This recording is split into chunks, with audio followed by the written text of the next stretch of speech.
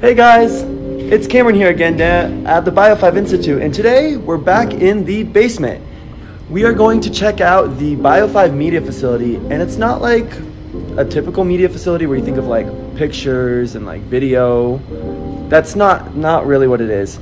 Here you can select, researchers can select from more than 150 products to use for the research. So let's get going. I am now in the media facility. Can you please introduce yourself? My name is Jody Nightmore. I'm the production manager. Oh, nice to meet you, Jody. Nice to meet you, Cameron. So can you take me on a little tour? Of course. Perfect. We'll go this way. This is our glassware services room. And what we do here is we do dishes. Oh. We do dishes for ourselves for what we're doing in the lab, but we also do dishes for customers. Interesting. Right? So, yes, we have these 4 dishwashers. They're industrial sized dishwashers, essentially.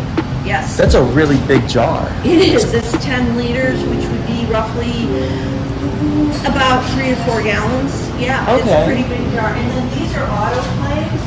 And what we do here is these are for sterilization techniques. Oh. So I can open one for you. That would be great. And you can see how huge and deep it is. Holy cow, it's like warm It's too. very warm. How Yes. interesting. When it's cold, you almost want to go in there and take a nap. You know, it's not real comfortable.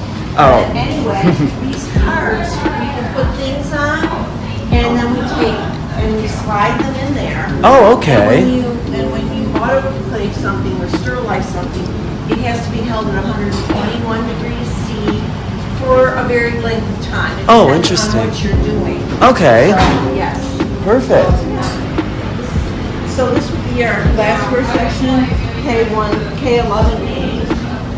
And then in here, we have the major order section.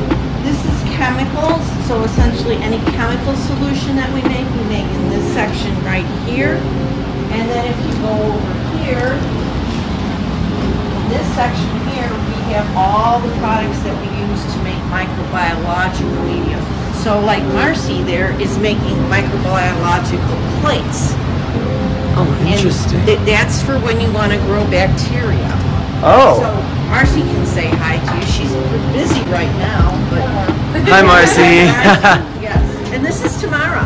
Hello. Hello, sorry I didn't introduce myself. I'm Tamara Sprung. Nice to meet you. What do you do So here? Marcy and I are both admin managers. We help make sure the lab is stocked with what it needs.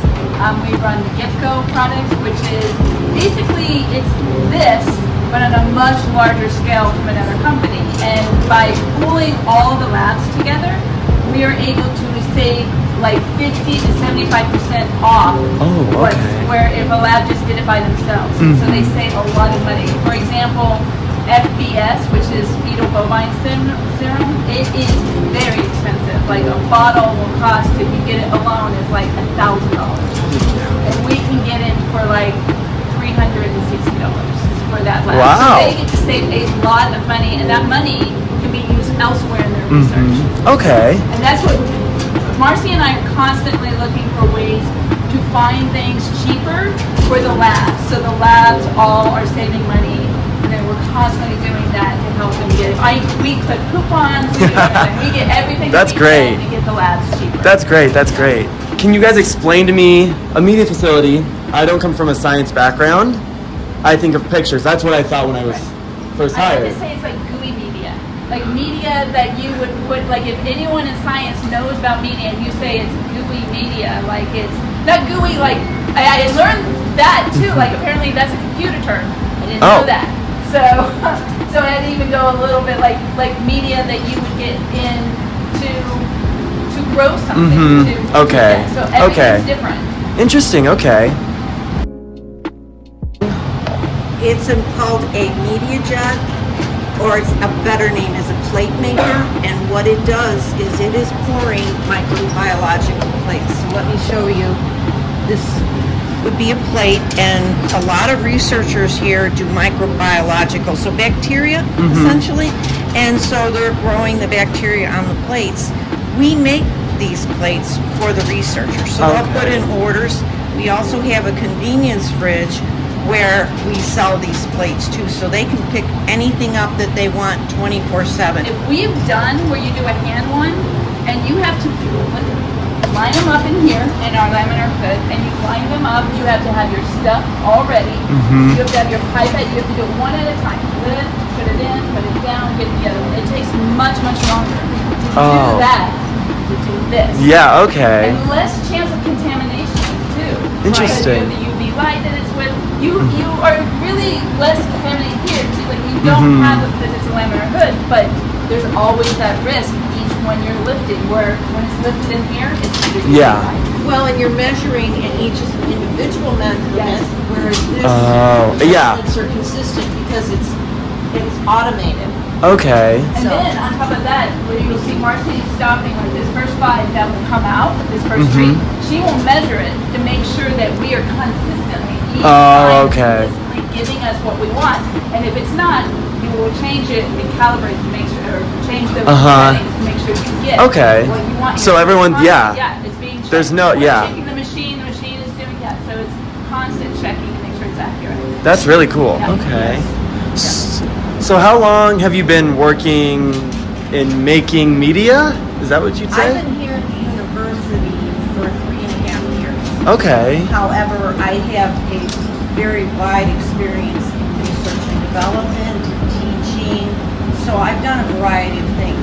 I also did something similar. I worked in a media facility in college. Okay. I was doing my undergraduate. So this is kind of coming home, and I'll be retiring in a few years, and so I started my career in a media facility, and I'll end my career in a media facility, so it's kind of a good way to cap it. Yeah, well that's super cool though. That's super cool. Yes. How about you? How long have you been here? I've been here 3 years. I started in the beginning of 2019.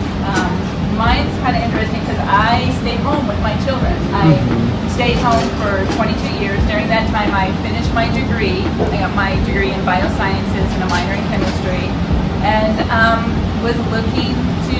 I taught for a little bit as my kids were in school, but then after they really started being able to sufficient for themselves, I wanted to work in research, and this came up, and I love it here. It's amazing.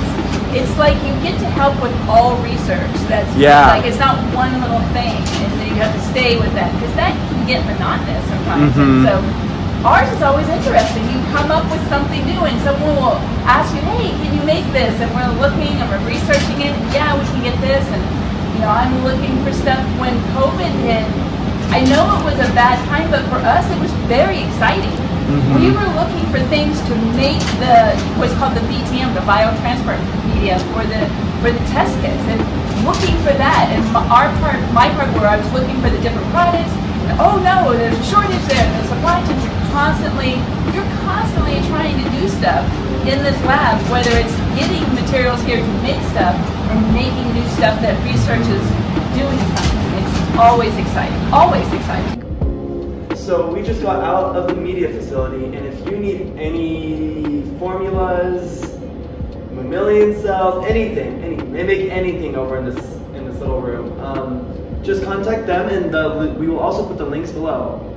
Make sure you join me next time. I'll see you later. Do you have things that you'd like me to discover? Email me at the email below.